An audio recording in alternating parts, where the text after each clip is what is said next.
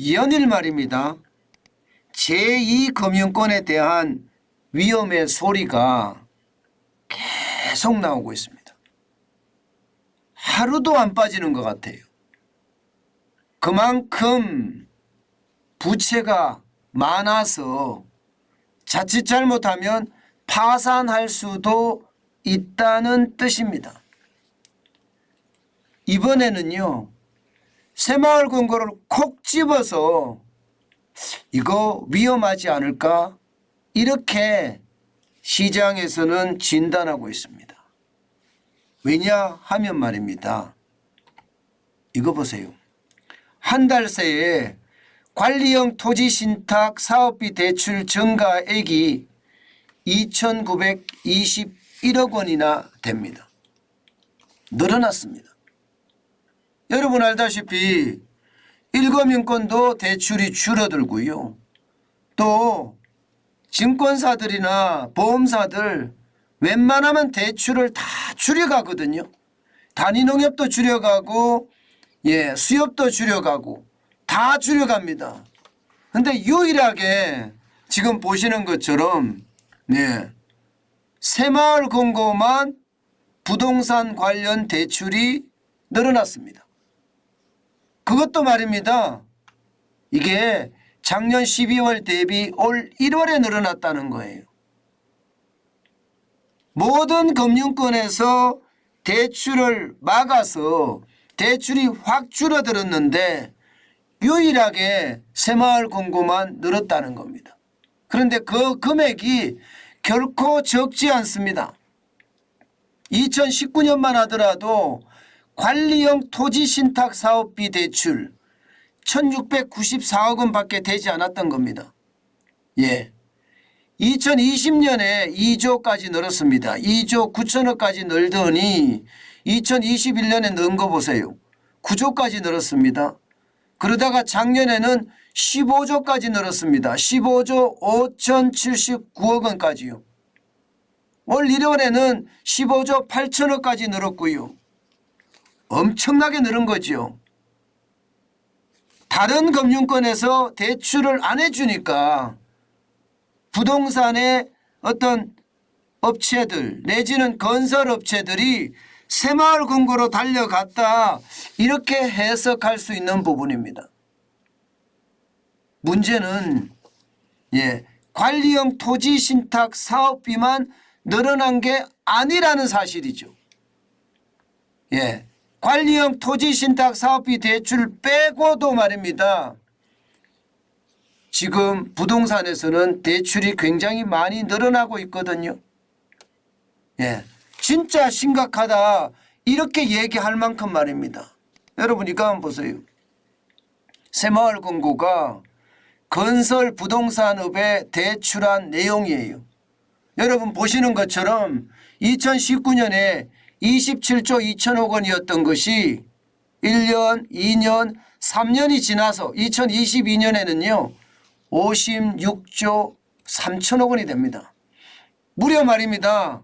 3년 새에 107.38%가 늘었습니다. 29조 1천억 원이 늘은 거예요. 늘어도 너무 많이 늘었죠. 이렇게까지 넣으니까 시장에서는요. 위험하다 이렇게 얘기할 수밖에 없습니다. 전체적으로 여러분 전체적으로 보면 부동산 PF 대출 125조 3천억 원입니다. 이 부분에서 보면 말입니다. 새마을금고는 상호금융에 해당되거든요.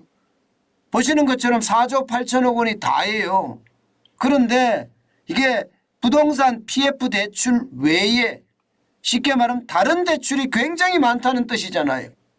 그죠? 그럼 다른 대출이 뭘까? 일반적으로 본 PF 대출을 일으키기 전에 브릿지론이라든가 아니면 신탁 대출이라든가 이런 게 굉장히 많았다는 뜻입니다.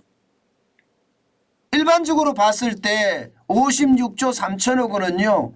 전체 125조 3천억 원에 대비해 보면 말입니다. 거의 40%가 넘는 수준입니다.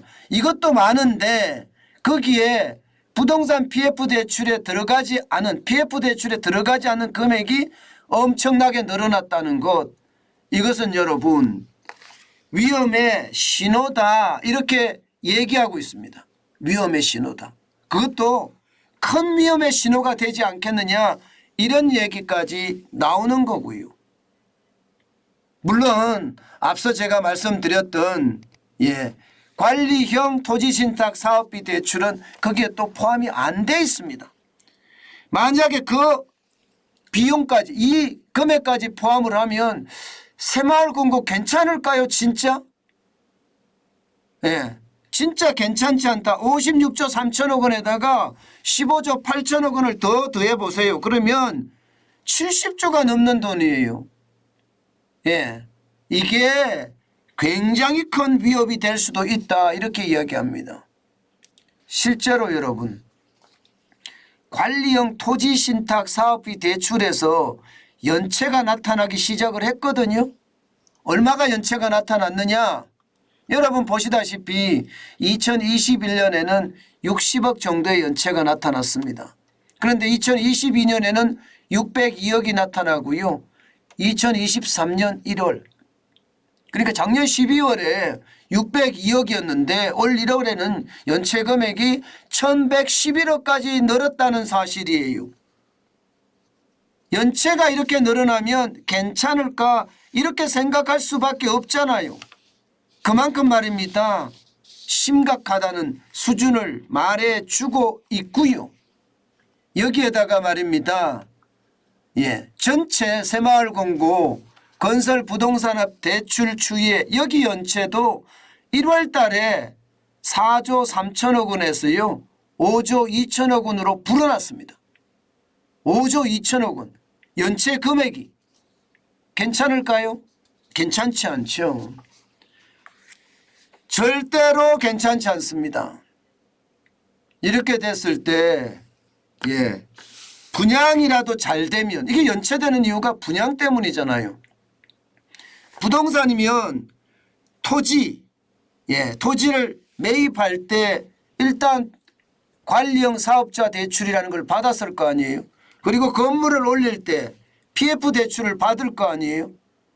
그리고 건물을 올리고 나면 분양이 일어나는데 분양이 일어나면 이게 갚아야 된다는 거예요. PF 대출을. 그런데 못 갚는 대출이 굉장히 많아진다는 이야기가 되는 겁니다.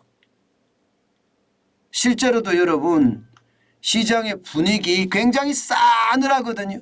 어느 정도 싸늘하느냐. 서울의 경우입니다. 민간 아파트 평균 초기 분양률 추이입니다. 2019년 2분기만 하더라도 91.3%예요.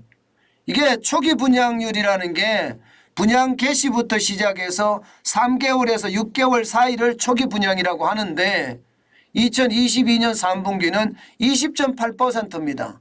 쉽게 말하면 10채 중에 2채만 분양이 된다는 거예요. 나머지는 다 미분양으로 쌓인다는 거거든요. 이렇게 미분양으로 많이 쌓이면 어떻게 될까요? 여러분도 알다시피 돈이 잠기는 겁니다. 돈이 잠기면 새마을금고에서 돈을 찾으려고 할 때 돈이 없어서 못 내주는 그런 사태까지 충분히 발생할 수 있습니다. 그만큼 상황이 어려워졌다는 이야기가 되는 겁니다. 여러분 지금 미분양이 워낙 크게 늘어나잖아요. 월 1월만 하더라도 7만 5,359가구예요. 원희룡 국토교통부 장관은요. 미분양이 10만 가구까지 넘어가더라도 특별한 대책을 취하지 않는다는 이야기를 하고 있습니다. 그렇게 됐을 때 시장 괜찮을까요? 저는 원희룡 국토교통부 장관이 이게 악수를 두는 것은 아닌가 그런 생각도 해봅니다. 일거민거는 괜찮겠죠. PF 대출이 적으니까. 그런데 보험사도 웬만큼 자금을 가지고 있으니까 버텨낼 겁니다. 그렇지만 상호금융, 저축은행이나 이게 버텨낼까요? 상호금융 중에 새마을금고가 버텨낼 수 있을까요? 버텨내기가 쉽지 않습니다. 그나마 농협이나 신협은 그나마 좀 낫다고 해요. 왜냐하면 부동산 PF 관련 공동대출 실제 취급하지 않았으니까요. 예. 이게 단위농협 말하는 거죠. 예. 신협 같은 데는 괜찮다 이렇게 이야기하지만 새마을금고는 굉장히 위험하다 이런 얘기가 계속 나오고 있습니다. 여러분, 저는 여러분들에게 지속적으로 작은 위험만 나타나면 여러분들에게 알려드리고 있는데요. 중요한 것은 새마을금고도요.